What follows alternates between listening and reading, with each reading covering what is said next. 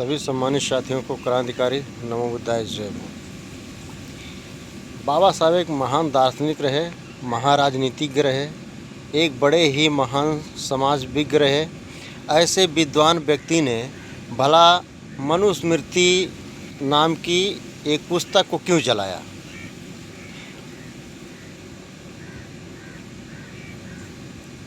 बाबा साहब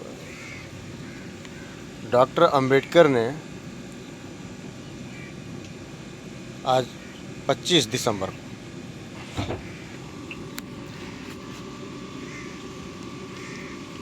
क्यों जलाया ने बाबा साहब ने कहा था कि ये काला कानून है, एक ऐसा कानून है जो मनुष्य को मनुष्य नहीं समझता है, जो मनुष्य को मनुष्य के बराबरी नहीं देता। एक ऐसा कानून जो मनुष्य को पशु से भी बदतर ज़िंदगी देता है। एक ऐसा कानून जहां महिलाओं की कोई इज्जत नहीं होती।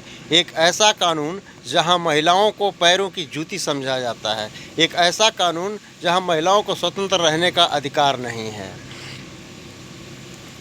एक ऐसा कानून जो महिलाओं को और शूद्रों को पशुओं से बेहतर ज़िंदगी देने का काम करता था। तो शायद यही सब कारण था कि डॉक्टर बाबा साहब अम्बेडकर ने ऐसे काले विधान को जलाने का काम किया। तो साथियों, बाबा साहब डॉक्टर अम्बेडकर ने संविधान को लिखने से पहले एक संविधान भारत में निहित था, जो सामाजिक स्तर पर, धार्मिक स्तर पर पूर्णतः लागू था। और उस संविधान का नाम था मनुस्मृति, जो हर व्यक्ति के ऊपर लागू था पूरे भारत में। और समाज के लिए, एक शूद्र समाज के लिए तो बहुत ही निहायत और घटिया किस्म का कानून था। मनुस्मृति एक मूर्खों का ग्रंथ कहा जाता है, जो ऐसे काले कानून और विधानों का लिखने वाला एक मनु था, उसने मनुस्मृति को लिखा था। उस व्यक्ति ने जब लिखा मनुस्मृति, तो उसने लिखा कि मनुष्य की उत्पत्ति कैसे हुई, और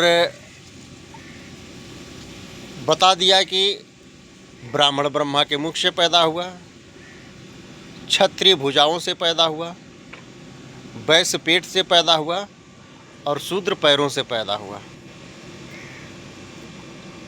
तो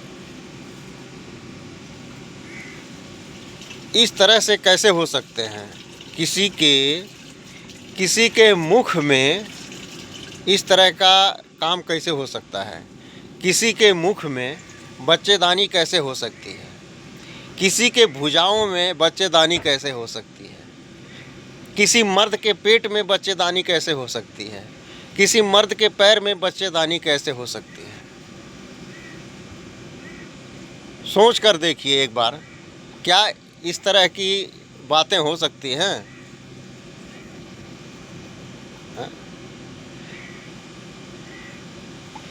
तो बाबा साहब डॉक्टर अंबेडकर ने उसको अध्ययन किया कायदे से, और फिर उसके बाद उसको जलवाने का काम किया। बाबा साहब डॉक्टर अंबेडकर के सवाल थे कि आखिर इस तरह से कैसे हो सकता है कि बाजू से कोई कैसे पैदा हो सकता है, पैर से कोई कैसे पैदा हो सकता है। और बता दिया कि जो मुख से पैदा हुआ है वो सर्वश्रेष्ठ है,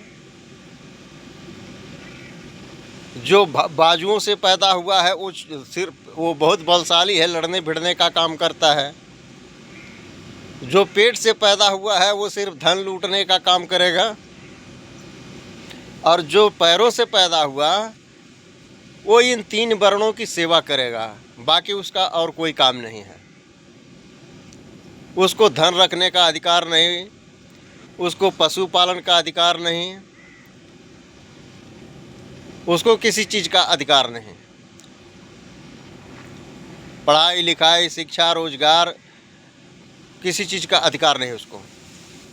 बता दिया कि इसकी बस्ती गांव के बाहर होगी, दक्षिण साइड में।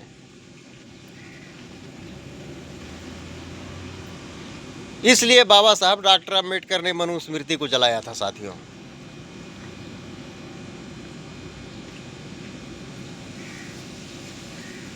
सभी सम्मानित साथियों को क्रांतिकारी जय भीम, नमो बुद्धाय।